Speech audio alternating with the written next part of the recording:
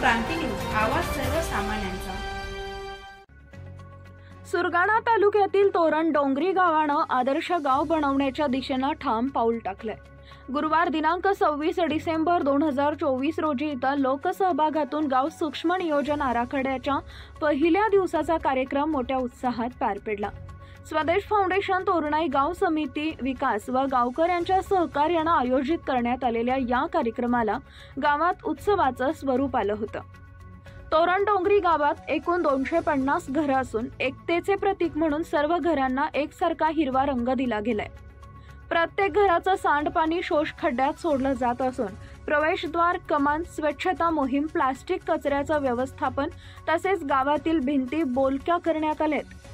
गावची रंगरंगोटी आणि सुशोभीकरण सुंदरता यामुळे तोरण डोंगरी गावानं गेल्या 2 महिन्यात आपला चेहरा मोहरा बदललाय। या कार्यक्रमाला प्रमुख पाहुणे म्हणून पळसणच्या सरपंच रंजना चौधरी, सुळे येथील पोलीस पाटील, तोरण डोंगरी येथील पोलीस पाटील कैलास भुसारे, वागड येथील पोलीस पाटील धूम, स्वदेश फाउंडेशनचे तालुका व्यवस्थापक दीपक गिरे, सहाय्यक व्यवस्थापक राजेंद्र गुंड, समन्वयक अभय व नितीन डोंगरदिवे आणि सुरगाणा तालुक्याचे सर्व स्वदेश टीम उपस्थित होती।